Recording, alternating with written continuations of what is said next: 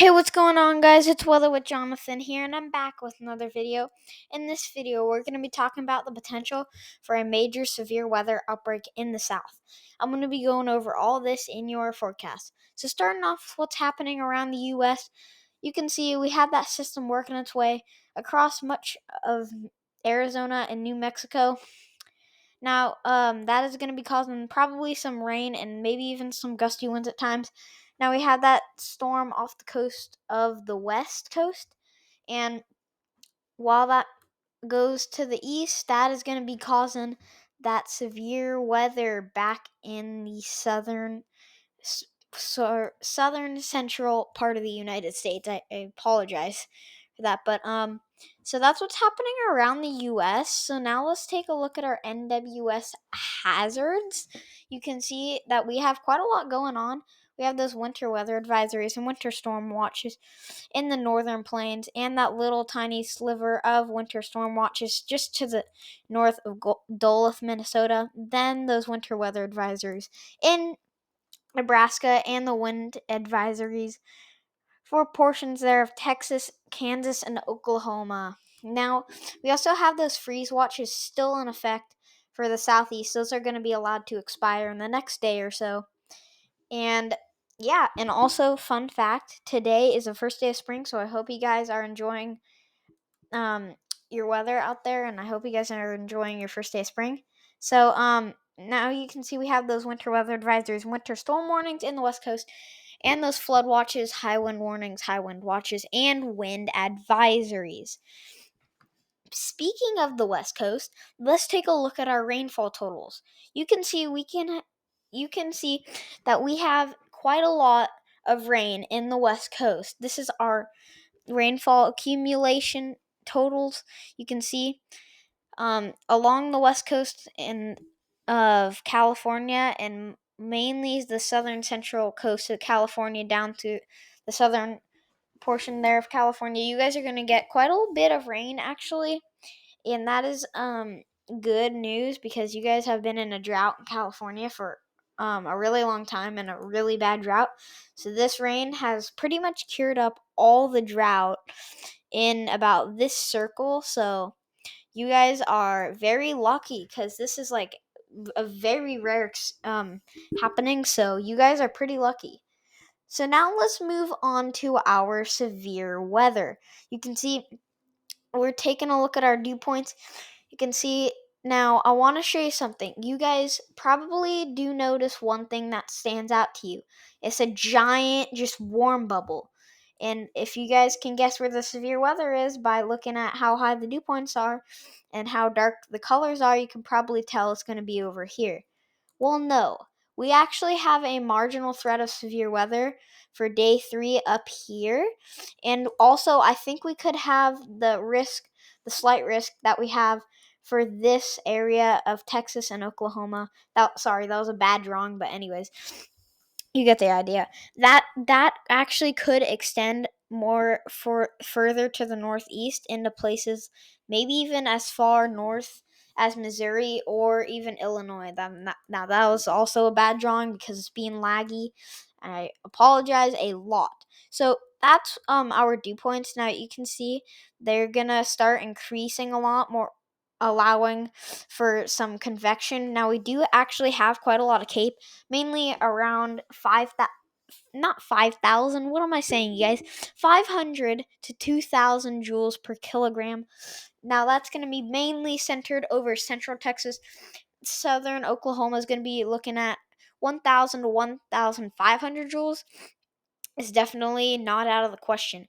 Then, now, this is what I'm really concerned about. I am very concerned about the potential for tornadoes down here. Now, we still have the slight risk, and we have no idea what is going to happen. Like, what is actually going to be 100% the main threat.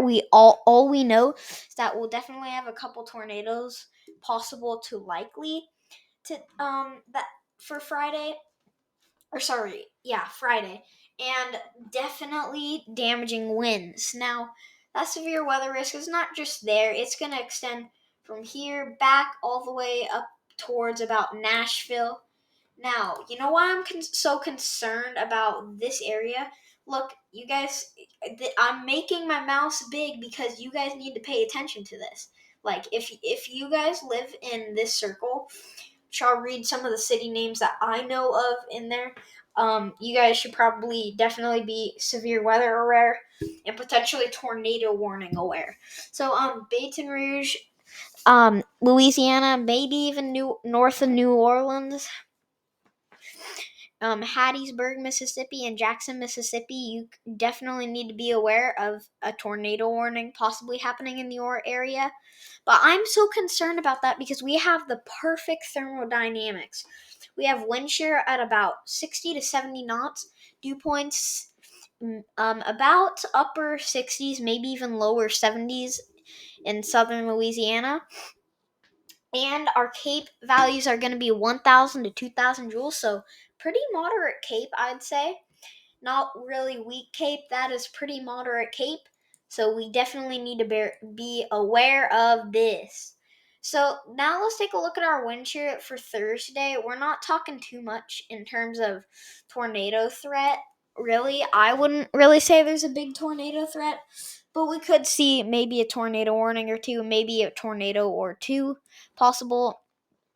But this is when our wind shear really starts to ramp up. It really starts to ramp up overnight on Friday when those supercells and those disorganized supercells eventually form into a linear mode. Now, watch what happens with the wind shear. It is incredibly high. It just skyrockets from about 30 knots. Now, pay attention to everywhere in this circle, okay, you guys? That's where I'm concerned for tornadoes.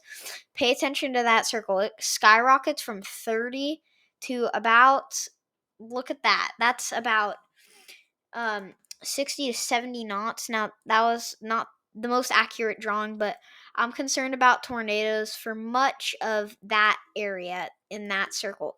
So look, you got wind shear at 30 knots, then it skyrockets all the way to 60 to 70. And I think we could potentially see an upgrade to an enhanced risk because of a tornado probability and a damaging wind probability. Now that tornado threat is gonna, yes, die down as we get way later into overnight hours and early Saturday. Now, let's take a look at our wind shear for Thursday. This is what's looking like right now. That is just more simulated. Not really simulated, but sort of. So I want to show you our significant tornado parameter. Now, I am not really relying on the NAM 3 kilometer model for Thursday. Now here's the reason why.